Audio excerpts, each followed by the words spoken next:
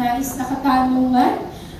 Kami po sa Manila Bay Para sa Tao Network, sa Nuclear Free Bataan Movement, sa Pangisda, sa Kilusan, sa Kaisaka, ay magkakaroon pa po ng mga future na pag-uusap para po itong aming 4 na panawagan, yung pagkakaroon ng inquiry ng Senado, ng Kongreso, kaugnay sa mga patakaran, regulatory measures natin, kaugnay sa oil at sa mga insidente ng pagkakaroon ng mga disasters na ito related sa oil spills para hindi na po maulit ito. Pangalawa, yung pagre-restore, pagtiyak ng ating mga ahensya na i-restore. Kung hindi man ma-restore dahil tingin po natin ay napakarami ng pollutants, napakalaki na ng problema sa Manila Bay, ay i-rehabilitate ang natiyak yung ating karagatan.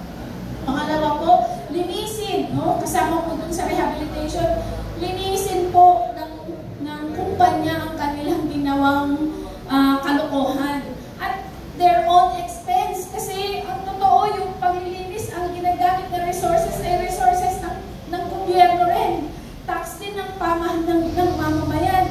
Tapos yung mga mangingisda, walang ayuda hanggang sa ngayon. 1 linggo na po, ano? Hindi pa po nagkakaroon ng ayuda. Yung mga kami po sa Langaw, pinalista lang kami muna. At sineselect pa kung sino merong pwedeng bigyan. Anong klase yun? Diba? Kaya po kasama yun sa ating panawagan.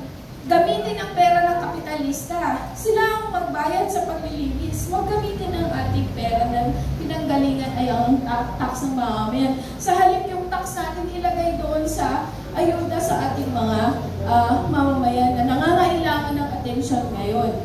Pangatlo po yung sinasabi natin, immediate na investigation. Yung pag-iimbestiga na kumbaga kung sino man yung mananagot dapat na parusahan. At yun yung pinakamahalaga sa ngayon, immediate, yung pagbibigay po ng relief at compensation.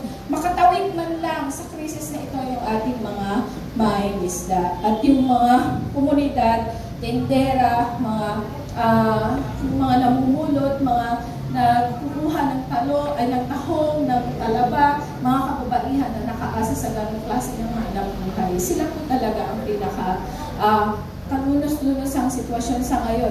Nung nakaraang Sabado lang, nag-relief na kami, pero nasurpresa kami kasi kami lang po yung una pang nagre-relief. Bakit po ang mga taong bayan ang naunang mag-responde sa gano'n? Hindi naman po natin iyon tungkulin. Hindi po ba? Kaya po, ayun. Meron po bang last na gustong mensahe yung ating mga kasama? Baka gusto niyo pong mag-photo off sa tayo para doon sa hawakan niyo na po itong sayang. Ito po ay ginawa ng ating mga taga-Young Bataeños for Environmental Advocacy Network, yung Young Bin po. Sila rin po ay kasama natin. Ayan. Ito po yung... Ayan, Ate Inday, sige po. Hello. Mayroon akong idadagdag, yung hinihiling ko sa ating mga agencies o kaya sa LGU.